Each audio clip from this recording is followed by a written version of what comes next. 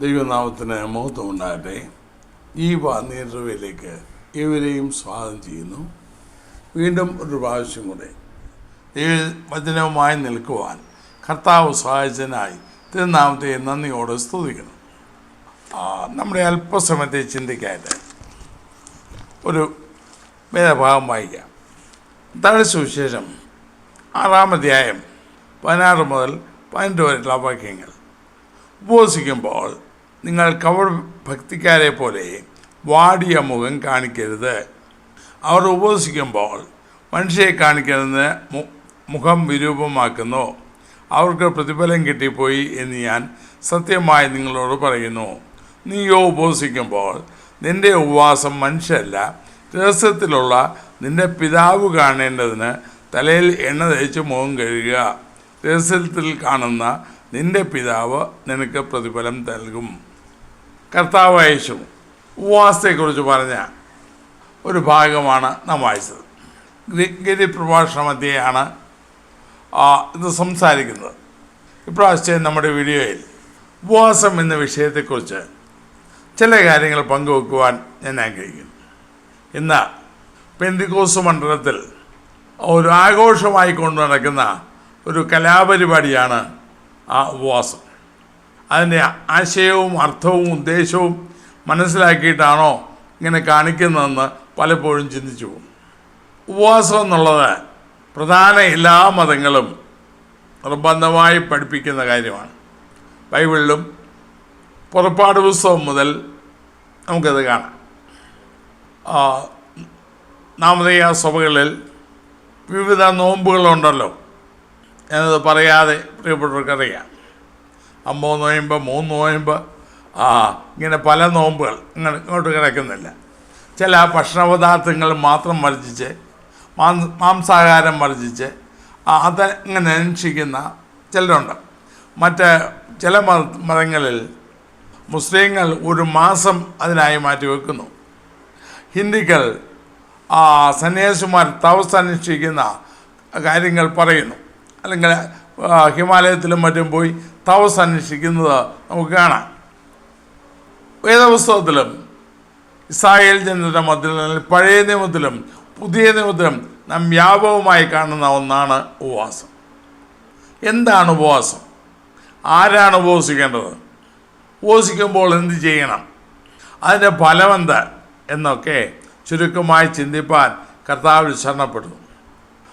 മാത്രമല്ല, ഉപവാസത്തെക്കുറിച്ച് ചിന്തിക്കുമ്പോഴേ വ്യക്തിപരമായി അല്ലെങ്കിൽ തനിച്ച ഉപവസിച്ചവരും കൂട്ടമായി ഉപവസിച്ച സംഭവവും ഈ ദിവസത്തിലുണ്ട്. ഏതായാലും എങ്ങനെയായാലും ഉപവസിക്കുന്നോ എന്ന് ചിലരുടെ ഒരു നേരത്തേക്ക് ഭക്ഷണപാനങ്ങൾ വെടിഞ്ഞിരിക്കുന്നു. ചിലരുടെ കുറച്ച് കൂടുതൽ സമയം 2 3 ഒരു ദിവസം, 2 ദിവസം, 3 ദിവസം, ചിലരുടെ അതിൽ കൂടുതൽ ഇങ്ങനെയൊക്കെ ഉപവസിക്കാറുണ്ട്. എന്നാൽ എന്താണ് അതുകൊണ്ട് നേട്ടമാകുന്നത്? ഇന്ന് കണ്ടുവരുന്ന ഒരു പ്രവണത ഭൗതിക കാര്യങ്ങൾക്ക് വേണ്ടി കൂടുതൽ സമയം ഉപവസിക്കുന്ന, അല്ലെങ്കിൽ അതിൻ്റെ പവിത്രതയോ അതിൻ്റെ പ്രാധാന്യമോ മറന്ന് എന്തോ പരിപാടി കാട്ടിക്കൂട്ടുന്ന അവസ്ഥയിൽ മുന്നോട്ട് പോകുന്നു. പൊതുവെ 21 ദിവസം ഉപവാസമെന്ന് എല്ലായിടത്തും പ്രസിദ്ധം ചെയ്യുന്നു. മാത്രമല്ല, അത് കഴിഞ്ഞ് ഓരോ ദിവസത്തേക്ക് ഓരോ ആളിനെ വിളിക്കുന്നു. അദ്ദേഹം വരുന്നു, ഓരോ അതിഥി വരുന്നു, പിന്നെ തനിക്ക് തോന്നിയത് പ്രസംഗിക്കുന്നു, പോന്നു. അതുകൊണ്ട് എന്തുദ്ദേശിക്കുന്നോ അത് നടക്കുന്നോ എന്ന് അറിയത്തില്ല. മാത്രമല്ല, ധാരാളം പണച്ചെലവും ഇതിൻ്റെ പിന്നിലുണ്ട്. എൻ്റെ ഭാഷയിൽ പറഞ്ഞാൽ ഇത് ഒരുതരം വേസ്റ്റായി, പാഴ്ചെലവായി മാറുന്നോ എന്ന് സംശയമുണ്ട്. ഞാൻ ഒരിക്കലും ഉപവാസത്തിനെതിരല്ല. മാത്രമല്ല, ചെറുപ്രായം മുതൽ ഉപവസിച്ചും പ്രാർത്ഥിച്ചും ഇന്നും തനിച്ചിരുന്ന് ഉപവസിക്കുകയും പ്രാർത്ഥിക്കുകയും ചെയ്യുന്ന സ്വഭാവം എനിക്കുണ്ട്. കൂട്ടത്തിൽ ഇന്ന് പട്ടിണി ഇരിക്കുന്നതിനേക്കാൾ തനിച്ചിരുന്ന് ഉപവസിച്ച് നാം വായിച്ച വാക്യത്തിലെ പോലെ തനിച്ചിരുന്ന ദൈവമായി വേർപെട്ടിരിക്കാനാണ് എനിക്കിഷ്ടം. സഭയായി ഉപവസിക്കുന്നതിലും തെറ്റില്ല. എന്നാൽ എന്തിനാണ് ഉപവാസം? വേദപുസ്തകത്തിലെ ഞാൻ പറഞ്ഞല്ലോ 2 രീതിയിൽ. ഒന്ന്, ഇൻഡിവിജ്വൽ വ്യക്തിപരമായി ദൈവത്തോട് കൂടുന്ന ആളുകളെ നമുക്ക് കാണാം. 2, സമൂഹമായി കൂട്ടമായി ദൈവസ്ഥലത്ത് ഉപയോഗിച്ച ആളുകളെ നമുക്ക് കാണാം. പുറജാതികൾ പോലും ഒരു രാജ്യം ഒന്നിച്ച് ഉപയോഗിച്ച സംഭവം വേദപുസ്തകത്തിലുണ്ട്. അപ്പോൾ മാത്രമല്ല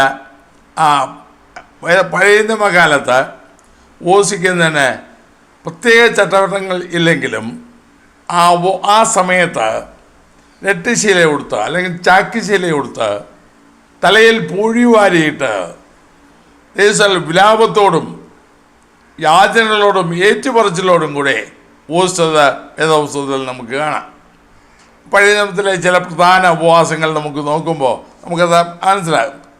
നാം പുറപ്പാട് പുസ്തകം വായിക്കുമ്പോൾ ആദ്യമായി ഒരു ദീർഘമായി ഉപവസിച്ച ഒരു വ്യക്തി മോശയാണ്. ദൈവം തന്നെ പറഞ്ഞു, 10 കൽപ്പനയെല്ലാം കൊടുത്തിട്ട് ദൈവം മോശയോട് പറഞ്ഞു, നീ പർവ്വതത്തിലേക്ക് കയറി വന്ന് അവിടെ ഇരിക്കാം. അങ്ങനെ മോശയും അവൻ്റെ ശുശ്രൂഷകനുമായ യോശുവയും ചേർന്ന് മുകളിലേക്ക് കയറിപ്പോയി. പിന്നെ 40 ദിവസം കഴിഞ്ഞാണ് അവർ ഇറങ്ങി വരുന്നത്. ഇക്കാലത്ത് ഭക്ഷണം കഴിക്കാതെ വെള്ളം കുടിക്കാതെ അവിടെ ഇരുന്നു. അപ്പോൾ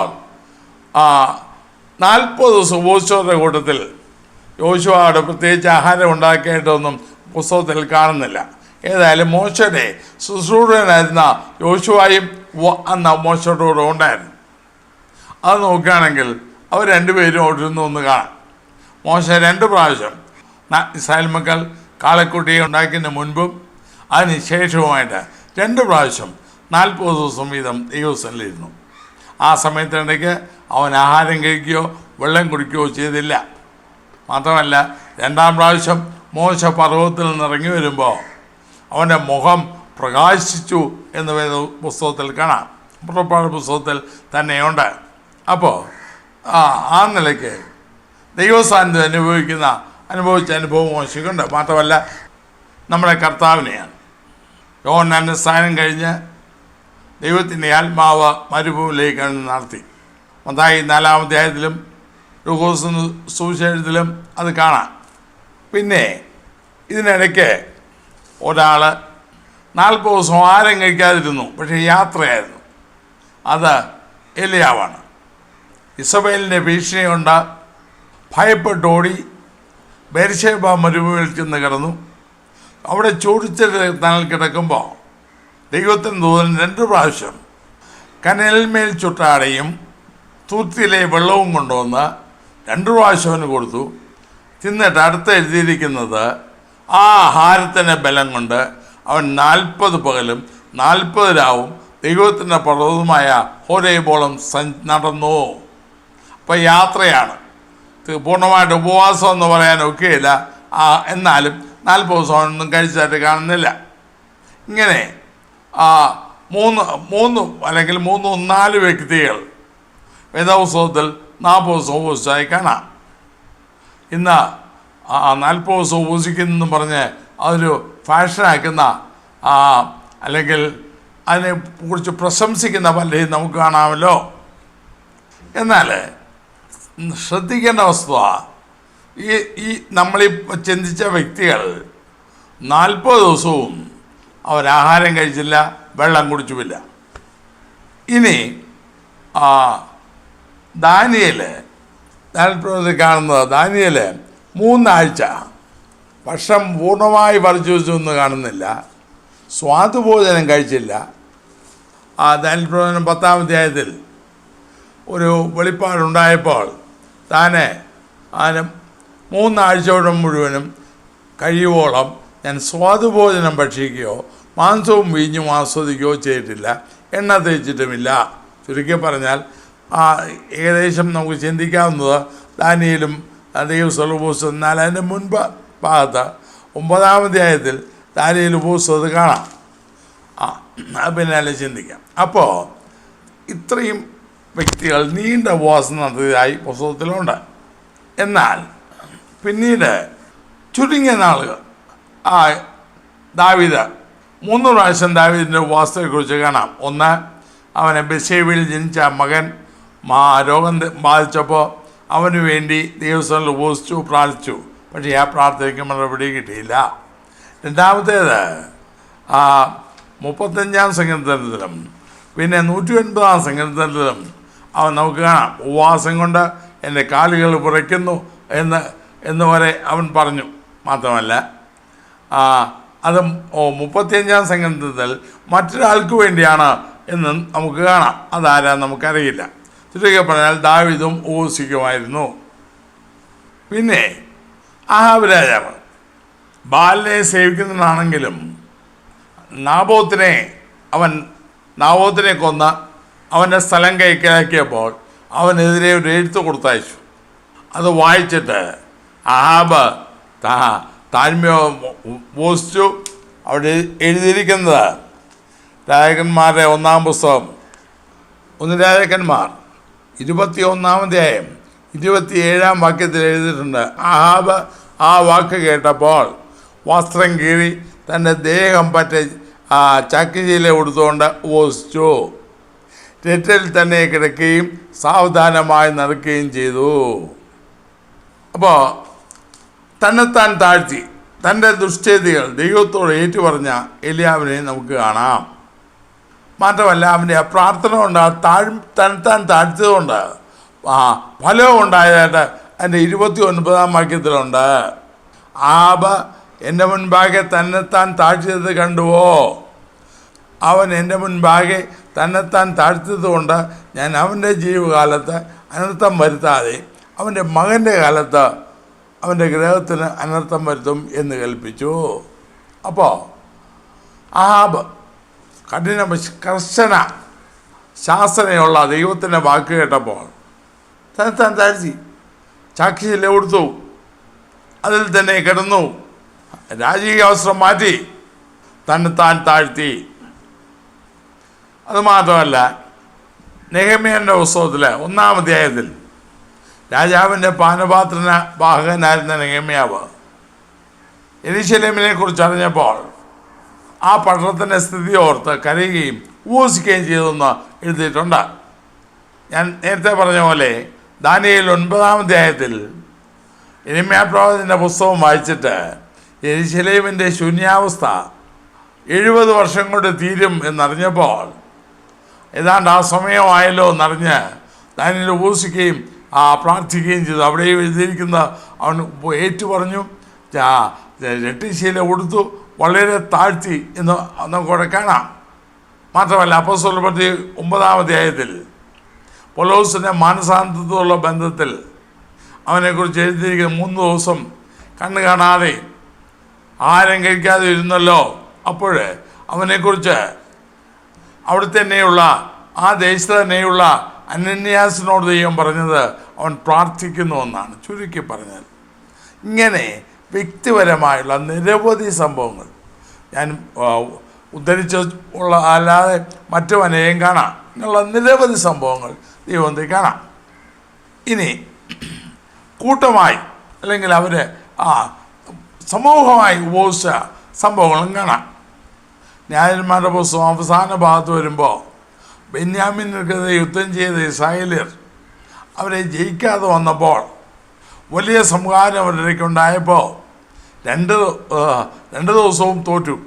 പിന്നീട് 3-ാമതോട് ചെയ്തത് ദിവസങ്ങളിൽ ഉപവസിച്ചു. അതിനുശേഷം യുദ്ധം ചെയ്യാൻ പോയതും നമുക്ക് കാണാം. മാത്രമല്ല യഹോശാഫാത്ത് 2 രാജാക്കന്മാർ 20-ാം അധ്യായത്തിൽ യഹോശാഫാത്തിൻ്റെ കാര്യം അവൻ നേരെ അമ്മോന്യരും മോവാബ്യരും മെയ്യന്യരും കൂടെ വന്നപ്പോൾ എന്ത് ചെയ്യണമെന്നറിയത്തില്ല. അവൻ ഭയപ്പെട്ടു. ദൈവത്തോട് സഹായം ചോദിക്കാനായി അവർ യഹൂദയിൽ ഉപവാസം പ്രസിദ്ധം ചെയ്തു. അവർ ഒന്നിച്ചുകൂടി. അപ്പോഴേ അവൻ പറഞ്ഞ ഒരു വാക്ക് എപ്പോഴും എൻ്റെ ശ്രദ്ധയിലുടക്കും. ഈ വരുന്ന സമൂഹത്തോട് എതിർപ്പാൻ ഞങ്ങൾക്ക് ശക്തിയില്ല, എന്ത് ചെയ്യണമെന്ന് ഞങ്ങൾക്കറിയില്ല, എങ്കിൽ ഞങ്ങളുടെ കണ്ണുകൾ നിങ്ങളെ കുറിച്ചിരിക്കുന്നു. അപ്പോൾ അവർ ഉപവസിച്ചു പ്രാർത്ഥിച്ചു. ദൈവം ഒന്ന് മറുപടി കൊടുത്തു. തുടർന്ന് നാം കാണുന്നത് ശത്രുക്കളുടെ മേൽ ദൈവം വലിയ ജയം നൽകി. അതുമാത്രമല്ല യെശയ്യായുടെ പുസ്തകം 8-ാം അധ്യായത്തിൽ അത് വളരെ ശ്രദ്ധേയമായൊരു പ്രാർത്ഥനയാണ്. ആ വാറ്റിൻ്റെ കരയ്ക്ക് എസ്ര ജനത്തെ വിളിച്ചുകൂട്ടി. അല്ലെങ്കിൽ ബാബിലോണിൽ നിന്ന് ഈ യെരൂശലേമിലേക്ക് പോകുവാൻ എസ്ര പുറപ്പെട്ടു, രാജകൽപ്പനയെ പ്രാപിച്ചു. അങ്ങനെ അവൻ പോവുകയാണ്. പോകാനൊരുങ്ങുമ്പോൾ തൻ്റെ കൂടെ ഏതാണ്ട് 2500 ആളുകളോളം വരാം. കൃത്യമായ കണക്ക് എനിക്കറിയില്ല. ഒരു 2000-ന് മുകളിൽ ആളുണ്ട്. അപ്പോൾ ആ കാരവൻ അല്ലെങ്കിൽ ആ സംഘം അവർ പോവുകയാണ്. സ്വർണവും വെള്ളിയുമായി ഏതാണ്ട് 30 ടണ്ണോളം വസ്തുവകകളും അവർ കൊണ്ടുപോകുന്നുണ്ട്. ആ യാത്രയിൽ എന്തിനു വേണ്ടിയാണ് അഹാവാറ്റിൻ്റെ കരയിൽ അവർ പുറപ്പെട്ടത്? ഒന്നാം മാസം 1 തീയതിയാണ്. 5-ാം മാസം 1 തീയതി യെരൂശലേമിലെത്തി. എന്നാൽ ഇതിനിടയ്ക്ക് ഒരു 12 ദിവസത്തിൽ 12-ാം തീയതിയാണ് ആ അഹവാറ്റിൻ്റെ കയ്യിൽ നിന്ന് പോയത്. ബാബിലോൺ നഗരത്തിൽ നിന്ന് പുറത്ത് ഏതാണ്ടൊരു 8 ദിവസം നടക്കുന്ന ദൂരത്തിലായിരുന്നു അതെന്ന് പറയപ്പെടുന്നു. അവർ ഉപവാസം പ്രസിദ്ധമാക്കി. എന്തിന്? രാജാവിനോടും പറഞ്ഞു, ഞങ്ങളുടെ ദൈവത്തിൻ്റെ കൈ തനിക്ക് പ്രിയമുള്ള ഏവരോടും അനുകൂലമാണ്. തന്നെ ദ്വേഷിക്കുന്നവർക്ക് ദൈവത്തിൻ്റെ കൈ പ്രതികൂലമായിരിക്കുന്നു. അതുകൊണ്ട് അവൻ അങ്ങനെ പറഞ്ഞതുകൊണ്ട് അവൻ തന്നെ ലജ്ജിച്ചു. എന്തിന്? എസ്കോട്ട് കിട്ടാൻ. അവന് ന്യായമായി എസ്കോട്ട് അനുവദിക്കും. പട്ടാളം അവൻ്റെ പുറകെ. കാരണം അവർ 4 മാസത്തോളം നീണ്ട യാത്രയാണ്. 900 മൈലുണ്ടെന്ന് പറയപ്പെടുന്നു. അത്രയും ദൂരം അവർ സഞ്ചരിക്കുമ്പോൾ ധാരാളം കൊള്ളക്കാരും മറ്റ് ഭയങ്കരന്മാരും വഴിയിലുണ്ട്. യാത്രാമധ്യേ അവരുടെ മുതൽ മുഴുവൻ കൊള്ളയടിക്കാം, യാത്രാസംഘത്തെ കൊല ചെയ്യാം. അപ്പോൾ അത് വരാതിരിക്കാൻ രാജകീയ ആളുകൾ, രാജകീയ ഭടന്മാർ അവന് ഇഷ്ടം പോലെ ചോദിച്ചാൽ അവന് കൊടുക്കും. എന്നാൽ എസ്കോട്ട് ചോദിക്കാൻ ലജ്ജിച്ചിരുന്നു എന്ന് അവിടെ കാണാം. അപ്പോൾ അവനങ്ങ് ചോദിക്കാൻ ലജ്ജിച്ചത് കൊണ്ട് ദൈവത്തോട് അപേക്ഷിച്ചു. ദൈവസേനയെ പ്രാർത്ഥിച്ചു. അവിടെ എഴുതിയിട്ടുണ്ട്. എസ്ആയുടെ പുസ്തകം 8-ാം അധ്യായത്തിൽ വിശദമായി എഴുതിയിട്ടുണ്ട്, വ്യക്തമായി എഴുതിയിട്ടുണ്ട്. ഞങ്ങൾ ഉപവസിച്ചു, ഞങ്ങളുടെ ദൈവത്തോട് പ്രാർത്ഥിച്ചു, അവൻ ഞങ്ങളുടെ പ്രാർത്ഥന കേട്ടു. യെരൂശലേമിൽ എത്തുന്നവരെ അവർ കോഴിക്കുഴപ്പമുണ്ടാകാതെ സുരക്ഷിതരായവരോടെത്തി. ഞാൻ പറഞ്ഞത് ഇന്നത്തെ പോലെയല്ല. യാതൊരു സുരക്ഷിതത്വമില്ലാത്ത മേഖലയിൽ സ്ത്രീകളും കുട്ടികളും പുരുഷന്മാരും എല്ലാം ഉള്ള ആ യാത്രാസംഘം ഏതാണ്ട് 25 ടണ്ണോളം വെള്ളിയും 3-4 ടണ്ണ് സ്വർണവും ഒക്കെ, അതുമാത്രമല്ല മറ്റനേക താമ്രം കൊണ്ടുള്ള പാത്രങ്ങളും ഒക്കെ അവരുടെ കയ്യിലുണ്ട്. ഇന്നത്തെ കാലത്ത് കോടിക്കണക്കിന് രൂപ വിലമതിക്കുന്ന വസ്തുക്കളും കൊണ്ടാണ് അവർ പുറപ്പെട്ടത്. പക്ഷേ ഒരു എസ്കോട്ടും അവർ ചോദിച്ചില്ല. ദൈവത്തോട് ചോദിച്ചു. ദൈവം അവർക്ക് ഉത്തരവള്ളി സുരക്ഷിതമായി 4 മാസ യാത്രയ്ക്ക് ശേഷം അവർ യെരൂശലേമിൽ എത്തിച്ചു. അത് വിശദമായി 8-ാം അധ്യായത്തിൽ കാണാം. ഞാൻ പറയുന്നത് അപ്പോൾ അന്ന് അഹാവാജിൻ്റെ കയ്യിൽ ദൈവം അവന് ഉറപ്പായിരുന്നു, എൻ്റെ ദൈവം എന്നെ സഹായിക്കും. അവൻ ഉപവസിച്ചു, താൻ താഴ്ത്തി ദൈവത്തോട് പ്രാർത്ഥിച്ചു. ദൈവം പ്രാർത്ഥന കേട്ടു. നെഹെമ്യാ 9-ാം അധ്യായത്തിൽ വേറൊരു ഉപവാസം കാണാം. യെരൂശലേമിൻ്റെ മതിലൊക്കെ പണിത് പ്രവാസത്തിൽ വന്ന ജനമൊക്കെ വന്ന് എസ്രാശാസിയും നെഹെമ്യാവും ഒക്കെ ഉള്ള സമയത്ത് അവരുടെ ഉപവാസം എല്ലാവരും ഒന്നിച്ചു കൂടി ഉപവസിച്ചു. അത് 1 ദിവസത്തേക്കാണെന്ന് തോന്നി. അന്ന് അവിടെ ഒരു ശ്രദ്ധേയമായ കാര്യം എഴുതിയിട്ടുണ്ട്. അവരെ ഏറ്റെടുത്ത് അല്ലെങ്കിൽ ചാക്ക് ശിലയെടുത്ത് തലയിൽ പൂഴി വാരിയിട്ടും കൊണ്ട് വസ്ത്രം കീറി ദൈവസേന വന്നിരിക്കുകയാണ്. അപ്പോൾ 1 യാമത്തോളം അല്ലെങ്കിൽ 3 മണിക്കൂർ ആ ന്യായപ്രമാണം വായിച്ചു കേൾക്കുകയും 1 യാമത്തോളം തങ്ങളുടെ പാപങ്ങളെ ഏറ്റുപറയുകയും ചെയ്തെന്ന് അവിടെ എഴുതിയിട്ടുണ്ട്. 1 യാമത്തോളം. അപ്പോൾ യഥാസ്ഥാനത്ത് നിന്ന് മടങ്ങി വരവിന് ഉള്ളൊരു അനുഭവമായത് മാറി. എസ്തറിൻ്റെ കാലത്തെ സംഭവം നമുക്കറിയാമല്ലോ. ഒരു ജാതിയെ മുഴുവൻ അല്ലെങ്കിൽ 127 സംസ്ഥാനങ്ങൾ ചേറിപ്പാർക്കുന്ന വലിയൊരു സമൂഹത്തെ, യഹോവന്മാരെ മുഴുവൻ കൊന്നുമുടിക്കാനും അവരുടെ വസ്തുവകകൾ കൊള്ളയടിക്കാനുമായിട്ട് ഹാമാൻ തീരുമാനിച്ചപ്പോൾ ഒറ്റ മാർഗ്ഗമേ ഉള്ളൂ. രാജാവിനോട് അപേക്ഷിക്കാൻ മൊർദെഖായി വന്ന് എസ്തറിനോട് പറഞ്ഞപ്പോൾ അവൾ ചില തടസ്സങ്ങൾ പറഞ്ഞു. ആ തടസ്സങ്ങൾക്ക് എന്നിട്ട് അവസാനം മൊർദെഖായി ഒരു ശക്തമായ വാണിംഗ് കൊടുത്തപ്പോൾ അവൾ ഒരു പറഞ്ഞതാണ്, മൊർദെഖായിയോട് പറഞ്ഞു, നിങ്ങൾ പോയി ഉപവസിക്കുക, 3 ദിവസം എനിക്ക് വേണ്ടി ഉപവസിക്കുക. അത് കഴിഞ്ഞ് ഞാൻ ദൈവസ്ഥലം ചെല്ലാം. അതുപോലെ എസ്തേറും അവളുടെ ബാല്യക്കാരികളും മൊർദെഖായി യഹൂദനും വിശ്വസിച്ചിട്ടുള്ള യഹൂദന്മാരും ഉപവസിച്ചു പ്രാർത്ഥിച്ചു. അവിടെയും ദൈവം പ്രവർത്തിച്ചു. വേറൊരു ശ്രദ്ധേയമായ കാര്യം യോനായുടെ പുസ്തകം 3-ാം അധ്യായത്തിലുണ്ട്. നിനവേ, മഹാനഗരമായ നിനവേ, 1,20,000 ചെല്ലുവാനും മനുഷ്യരും അതിലേറെ മൃഗങ്ങളുമുള്ള ആ നിനവേ, അവർക്ക് അവരുടെ പാപത്തെക്കുറിച്ച് മുന്നറിയിപ്പ് കൊടുക്കാൻ യോനാ പ്രവാചകനെ ദൈവം അയച്ചു. ആദ്യം യോന തെറ്റിയൊഴിഞ്ഞു. ദൈവം അവനെ മീനിൻ്റെ വയറ്റിലാക്കി തിരിച്ചു കൊണ്ടുവന്നു. അവൻ പ്രസംഗിച്ചു. ദുഷ്ടതയുള്ള പട്ടണം, ദുഷ്ടന്മാരെ കൊണ്ട് നിറഞ്ഞ പട്ടണം. എന്നാൽ 3-ാം അധ്യായത്തെ വായിക്കുമ്പോൾ ഈ 40 ദിവസമാണ് അവർക്ക് അവധി കൊടുത്തത്. 40 ദിവസത്തിനുള്ളിൽ നിനവെ നശിക്കും. പക്ഷേ അവർ മാനസാന്തരപ്പെട്ടു. മൃഗങ്ങൾക്ക് പോലും വെള്ളം കൊടുക്കാതെ അവർ മാനസാന്തരപ്പെട്ടു. അവർ ഉപവസിച്ചു. അവർ രാജാവ് പോലും രാജവസ്ത്രം മാറ്റിവെച്ച രട്ടിലും വെണ്ണീരിലും ചാരത്തിലും ഇരുന്നു. നോക്കണേ, അവർ തങ്ങളുടെ ദുഷ്ടത വിട്ടുതിരിഞ്ഞു വന്ന ദൈവയുടെ പ്രവൃത്തികളാൽ കണ്ടപ്പോൾ അവർക്ക് വരുത്തുമെന്ന് വിചാരിച്ചിരുന്ന അനർത്ഥത്തെക്കുറിച്ച് അനുഭവിച്ചു. ഇങ്ങനെ ശക്തമായ വേദപുസ്തകത്തിലെ പഴയ നിയമത്തിൽ കാണുന്ന ഉപവാസ ഭാഗങ്ങളിൽ എല്ലാം ദൈവികമായ ഇടപെടൽ ഉണ്ടായിരിക്കുന്നത് കാണാം. അല്ലെങ്കിൽ അവർ ഉപവസിച്ചു പ്രാർത്ഥിച്ചു. അവർ ഏറ്റു പറഞ്ഞു, അവർ തങ്ങളെ തന്നെ താഴ്ത്തി അനുതപിച്ചു, ആത്മതപനം ചെയ്തു. ആ സമയത്തെല്ലാം ദൈവരുടെ പ്രാർത്ഥന കേട്ടു. അങ്ങനെ വരുമ്പോൾ ഉപവാസം വളരെ പ്രധാനപ്പെട്ടതും ജീവിതത്തിൽ ഏറ്റവും മാറ്റം വരുത്തുന്ന ക്രിസ്തീയ ജീവിതത്തിൽ ഏറ്റവും നല്ലതുമായ കാര്യമാണ്. ഞാൻ കർത്താവിൻ്റെ കാര്യം പറഞ്ഞല്ലോ, ആദ്യമ സഭയിലും ആ അനുഭവം ഉണ്ടായിരുന്നു. പ്രവൃത്തി 13-ാം അധ്യായത്തിൽ അന്ത്യോക്യയിലെ സഭയിൽ അവർ ചെയ്തിരുന്ന ഒരു കാര്യം എഴുതിയിരിക്കുന്നു. 13-ാം അധ്യായം 2-ാം വാക്യം, അവർ കർത്താവിനെ ആരാധിച്ചും ഉപവസിച്ചും കൊണ്ടിരിക്കുമ്പോൾ ഞാൻ ബർന്നബാസിനെയും ശൗലിനെയും വിളിച്ചിരുന്ന വേലയ്ക്കായി അവരെ എനിക്ക് വേർതിരിപ്പിൻ എന്ന് പരിശുദ്ധാത്മാവ് പറഞ്ഞു. അങ്ങനെ അവർ ഉപവസിച്ച് പ്രാർത്ഥിച്ച് അവരുടെ മേൽ കൈവച്ച് അവരെ പറഞ്ഞയച്ചു. അപ്പോൾ ആദിമസഭയിലും ഈ അനുഭവം ഉണ്ടായിരുന്നു. മാത്രമല്ല, അടുത്ത പല സ്ഥലങ്ങളിലും പൗലോസും ബർന്നബാസും മിഷണറി യാത്രയിൽ 1-ാം മിഷണറി യാത്രയിൽ അവർ പോയിടത്തൊക്കെ ദൈവം അവർക്ക് ആത്മാക്കളെ നൽകി. അത് അവർക്ക് ഉപദ്രവങ്ങളുണ്ടായി, പ്രയാസങ്ങളും കല്ലേറും മരണം വരെ സംഭവിക്കാവുന്ന ഘട്ടമെത്തി. അവിടെയൊക്കെ കർത്താവ് വിടുവിച്ചിട്ട് പിന്നീട് നാം കാണുന്നത് ഓരോ സ്ഥലത്തും സഭതോറും മൂപ്പന്മാരെ ആക്കി വെച്ചു. എന്നിട്ട് 14-ാം അധ്യായം 23-ാം വാക്യത്തിൽ ഇങ്ങനെ പറയുന്നു, അവർ സഭതോറും അവർക്ക് മൂപ്പന്മാരെ നിയമിക്കുകയും ഉപവസിച്ചും പ്രാർത്ഥിച്ചും കൊണ്ട് തങ്ങൾ വിശ്വസിച്ച കർത്താവിങ്കൽ അവരെ ഭരമേൽപ്പിക്കുകയും ചെയ്തു. അപ്പോൾ ഉപവസിച്ചും പ്രാർത്ഥിച്ചും കൊണ്ട് സഭതോറും ഉപവാസ പ്രാർത്ഥന വെച്ചിട്ട് വിശ്വസിച്ച കർത്താവിങ്കൽ അവരെ ഭരമേൽപ്പിച്ചു. ഇങ്ങനെ വരുമ്പോൾ ആദിമസഭയും തുറന്നു.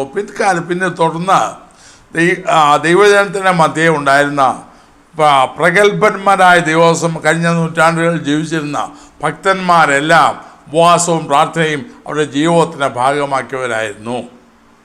Martin Luther, John Wesley, Charles Finney, George Muller,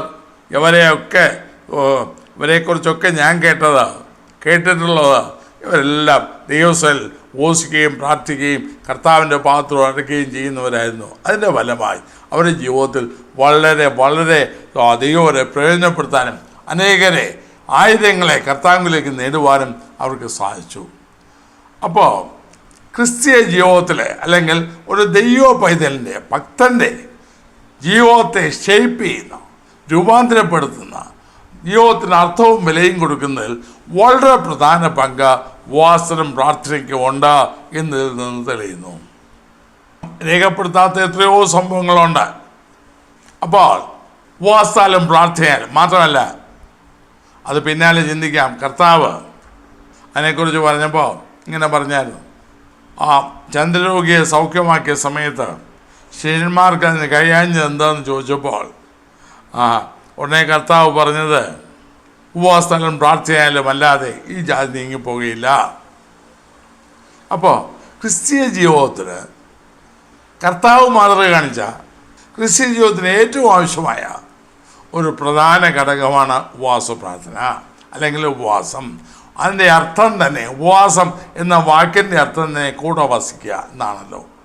അപ്പോൾ കർത്താവിനോട് കൂടെ ദൈവത്തോടുകൂടെ വേറിട്ടിരിക്കുക, അതാണ് വാസ്തവത്തിൽ ദൈവശക്തി പകരുന്നതിനും ദൈവത്തോട് കൂടിയിരുന്ന ദൈവത്തിൽ നിന്ന് പ്രാപിക്കുന്നതിനും വളരെ ആവശ്യമാർന്ന ഏറ്റവും പ്രധാനപ്പെട്ട സംഗതി. ഇതിനെക്കുറിച്ച് എനിക്ക് എല്ലാ കാര്യങ്ങളും ഇതിൽ വിവരിക്കാൻ സാധ്യമല്ല. അടുത്ത വീഡിയോയിൽ ഉപവാസത്തിൻ്റെ വ്യവസ്ഥകൾ കർശനമായ ദൈവത്തിൽ നിന്ന് ആരാണ് ഉപവസിക്കേണ്ടത്, എന്താണ് ഉപവാസന മാനദണ്ഡമെന്ന്, എന്ത് ചെയ്യണമെന്ന് അടുത്ത വീഡിയോയിൽ നമുക്ക് ചിന്തിക്കാം. ഇപ്പോൾ നാം ചിന്തിച്ച കാര്യങ്ങൾ നമുക്കൊരു മാതൃകയാകട്ടെ. മോശ, നമ്മുടെ കർത്താവ്, ദാനിയേൽ, ഇവരൊക്കെ ഉപവസിച്ച രീതിയെന്ന് നോക്കുക. എസ്ര, നെഹമ്യാവ്, ഇവരെല്ലാം ഈ കർത്താവിൻ്റെ കാര്യം മാത്രമേ ഇന്ന് അല്ലെങ്കിൽ ജീവിതത്തിൽ ഇന്ന കാര്യങ്ങൾ ചെയ്തൊന്നും ഇല്ലാത്തുള്ളൂ. പക്ഷേ മറ്റുള്ളവരെല്ലാം ഉപവസിച്ചപ്പോൾ എന്ത് ചെയ്തു? കരച്ചിലുണ്ടായി, മാത്രമല്ല ദൈവസ്ഥലിൽ ഏറ്റുപറച്ചിലുണ്ടായി, അനുതാപം ഉണ്ടായി. മോശയും രണ്ടാം പ്രാവശ്യം പോയപ്പോൾ എഴുതിയിട്ടുണ്ട്, ഞാൻ നിങ്ങൾക്ക് വേണ്ടി യാചിച്ചുകൊണ്ട് ദൈവമായ യഹോവയുടെ സന്നിധിയിൽ വീണ് കിടന്നു എന്ന് പറയുന്നതാണ്.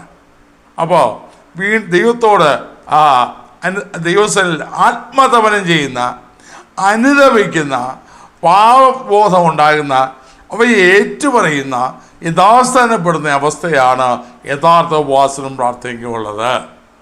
ദൈവം വെച്ചാൽ നമുക്ക് അടുത്ത വീഡിയോയിൽ അക്കാര്യം ചിന്തിക്കാം.